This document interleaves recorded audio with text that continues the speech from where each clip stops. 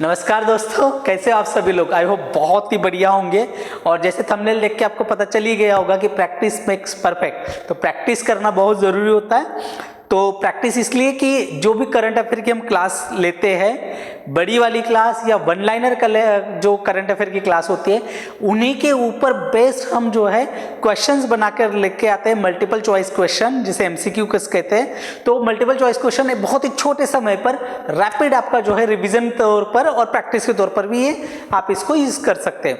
तो चलिए फटाफट से जो है आप क्रॉनिकल इंडिया इस यूट्यूब चैनल को सब्सक्राइब कर लीजिए और क्लासेस को जो है अपने दोस्तों के साथ शेयर भी करिए और लाइक भी कर दीजिए। ठीक है, तो चलिए पहला क्वेश्चन हम देखते हैं। देखिए एकदम छोटा सा, बिल्कुल ऐसे क्वेश्चन जो वन लाइनर क्वेश्चन होते हैं, जो जैसे पूछे जाते हैं रेलवे में, आरआरबी में, या जैसे मान लीजिए जैसे आरओ के एग्जाम्स है, एसएससी के एग्जाम्स है, बैंकिंग से एग्जाम्स है, तो वहाँ जो है ये ऐसे सवाल पूछे जाते हैं और बिल्कुल जिनका सटीक जवाब मतलब बिल्कुल ये है कि एक सेंटेंस में ही जिसका जवाब है। तो अब देखिए पहला सवाल, ये काफी चर्चा में रहा था समाचारों में कि होंग लापार गिब्बन वन्यजीव अभयारण्य की स्थिति के बारे में क्या विशेष बात है। इस जे होंग लापार गिब्बन वन्यजीव अभयारण्य है, ये इससे संबंधित एक चीज बहुत चर्चा में रही थी। और ये अभयारण्य के साथ अगर हम देखें तो पहला है, ये वन्यजीव अभयारण्य को राष्ट्रीय उद्यान घोषित किया गया। बी, अभयारण्य के संवेदनशील क्षेत्र में तेल और गैस की खोज को मंजूरी दी गई। सी, इस अभयारण्य में पर्यटन गतिविधियों का विस्तार किया जा रहा है। और डी, इस अभयारण्य में हुलॉक गिब्बन की संख्या में वृद्धि हुई है।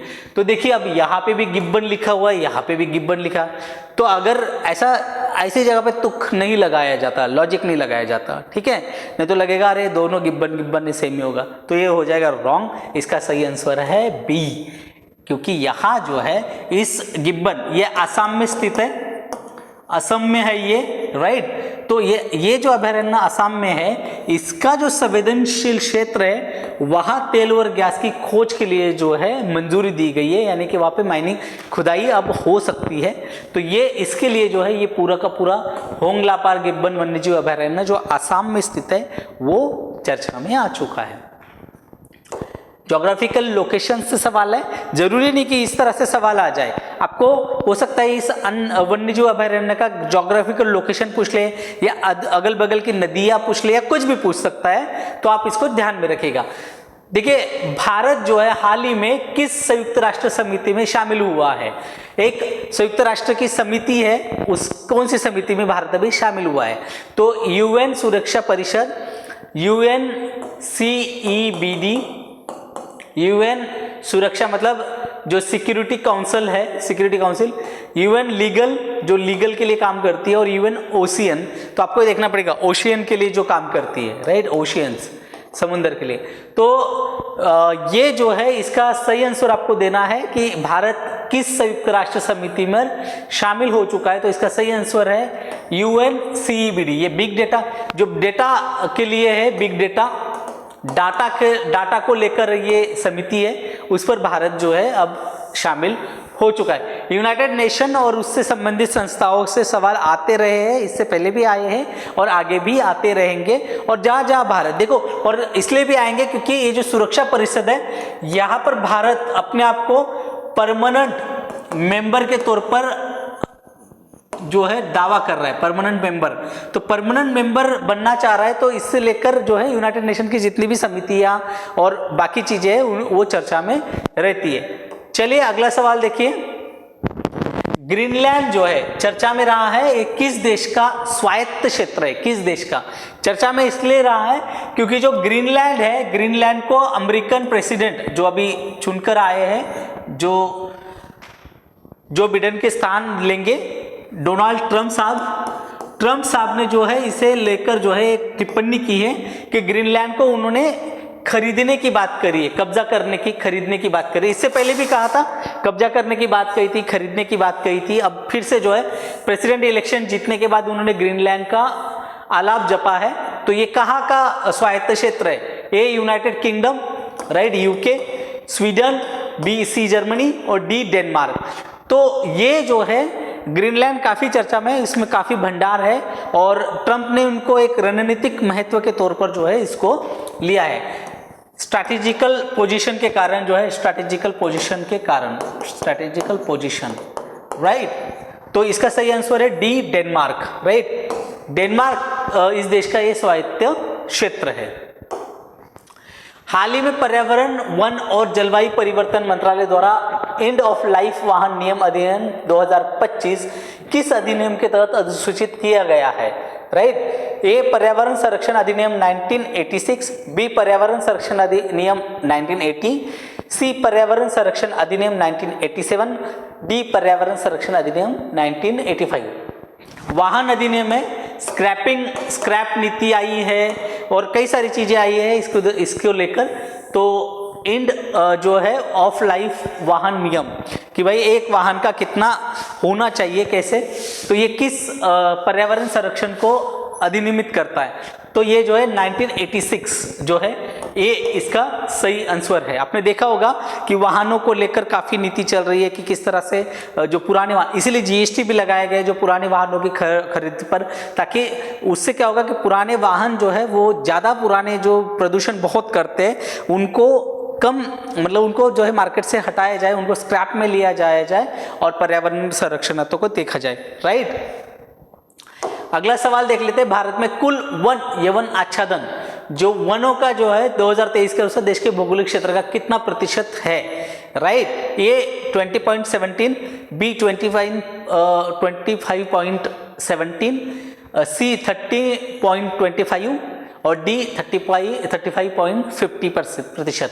देखिए ये बहुत फैक्चुअल, ये डी फैक्चुअल क्वेश्चन हो गया। अगर इसका आपको पता ना हो, राइट, तो इसको अटेंड भी मत करिए, छोड़ दीजिए। अगर आपको नहीं पता है तो इसको छोड़ दीजिए, इस सवाल को करने की जरूरत नहीं। वैसे इसका सही आंसर बी है और मैंने प्रीवियस क्लास में वन रिपोर्ट पढ़ाई थी, आपको पूरी की पूरी वन रिपोर्ट पढ़ाई है और उसमें पूरा फैक्चुअल डाटा भी दिया है कि वनों का, वृक्षों का, आच्छादनों का, जंगल का, कौन सा शहर, हैदराबाद, मुंबई, मतलब सारा सब कुछ आपको डिटेल्स में पढ़ा है, तो उस लेक्चर को आप जाके देख सकते हैं। अगला सवाल, जो हाल ही में केंद्रीय जनजाति मंत्रालय ने राज्य को किस अधिनियम के अनुपालन हेतु संस्थागत तंत्र बनाने को कहा है? वन संरक्षण। देखिए मतलब इनमें से कोई एक होगा, उस कानून के तहत आपको जो है जो जनजातीय मंत्रालय है, जो ट्राइब एंड जनजातीय मंत्रालय जो देखता है उसके कि भाई आपको एक तंत्र बनाना पड़ेगा पूरा का पूरा। तो वन संरक्षण अधिनियम 1972, बी भारतीय वन अधिनियम 1927, सी वन अधिकार अधिनियम 2006 और पर्यावरण संरक्षण अधिनियम 1982। देखिए जंगल फॉरेस्ट से रिलेटेड सवाल है, आप इसको जरूर देखिएगा। मैंने प्रीवियस सवाल भी हमने ज्योग्राफिकल लोकेशन और उससे लिए हुए, तो इसका सही आंसर हो जाता है वन अधिकार अधिनियम 2006। तो ये जो है सी इसका राइट आंसर है, राइट, 2006 सी। अगला सवाल देख लिए। हाल ही में भारत के नियंत्रक और महालेखाल कैग जिसे हम कहते हैं, कंट्रोलर अटॉर्नी जनरल, भारत के नियंत्रक और महालेखा परीक्षक कैग, इन्होंने दिल्ली के पूर्व मुख्यमंत्री के कार्यकाल और आवास के नवीनीकरण, केजरीवाल की बात हो रही है, केजरीवाल, अरविंद केजरीवाल, इनकी लागत पर रिपोर्ट प्रस्तुत की है। कैग अपनी ऑडिट रिपोर्ट किसे प्रस्तुत करता है, राइट। इन्होंने जो है एक रिपोर्ट प्रस्तुत की है, उस रिपोर्ट को किसे प्रस्तुत करता है कैग अपनी रिपोर्ट, मतलब ये करंट न्यूज हो गई, इससे रिलेटेड है। तो ये सांसद, बी राज्यपाल, सी सुप्रीम कोर्ट, डी राष्ट्रपति। तो कैग हमेशा अपनी रिपोर्ट जो है राष्ट्रपति को सौंपता है, राइट। तो ये जो बिल्कुल लेटेस्ट इंफॉर्मेशन थी उसी के ऊपर ये है। अगला सवाल देख लेते हैं। हाँ, ये सनराइज सेक्टर बड़ा चर्चा में रहा है, तो इसे किसे संदर्भित करता है? ए पारंपरिक उद्योग, बी शुरुआती चरण में तेजी से बढ़ने वाले क्षेत्र, सी सूचना और प्रौद्योगिकी से संबंधित, डी कृषि से संबंधित, राइट। देखिए ये सनराइज सेक्टर है, सनराइज सेक्टर, और इसको जो है ये कॉन्सेप्ट, ये टर्म है सनराइज सेक्टर, ये टर्म है, ये टर्म किसके लिए इस्तेमाल होती है इनमें से? भाई ये जो ऐसे उद्योग जो ये सूचना और प्रौद्योगिकी से संबंधित है, कृषि से है, या पारंपरिक है, शुरुआती चरण में, मतलब जो शुरू होते ही जो एकदम बढ़ जाते वैसे, तो जो ऐसे क्षेत्र, तो इसका जो है बी ये सही आंसर है। शुरुआती चरण में, मतलब शुरुआत में ऐसे क्षेत्र जो शुरुआती चरण में बहुत तेजी से ग्रो करते हैं, ऐसे क्षेत्रों के लिए जो है ये सनराइज सेक्टर जो है ये टर्म इस्तेमाल की जाती है, राइट। अगला सवाल देख लेते हैं। मकर विलक्कू उत्सव जो है इसका मुख्य जो आयोजन है मुख्य रूप से किस राज्य के मंदिरों में होता है? ये एक उत्सव है, इस उत्सव का जो आयोजन है कहाँ होता है? ए तमिलनाडु, बी केरल, सी कर्नाटक, डी आंध्र प्रदेश। मंदिरों में जो होता है तो कहाँ ये बहुत चर्चा में रहेगा, क्योंकि ये उत्सव अभी हाल ही में जो है हुआ है।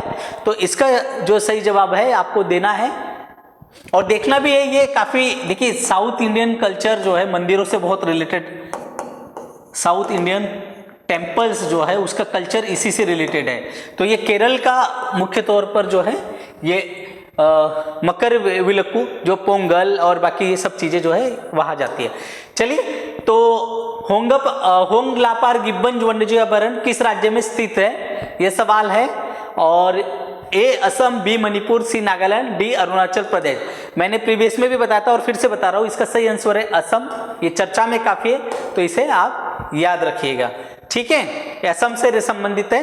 तो आज का जो ये सवाल है हमारे सारे यहीं तक हम रोकेंगे और अगली क्लास में फिर मिलेंगे। आप क्रॉनिकल इंडिया यूट्यूब चैनल को सब्सक्राइब करिए और क्लासेस को लाइक और शेयर जरूर करिए। धन्यवाद।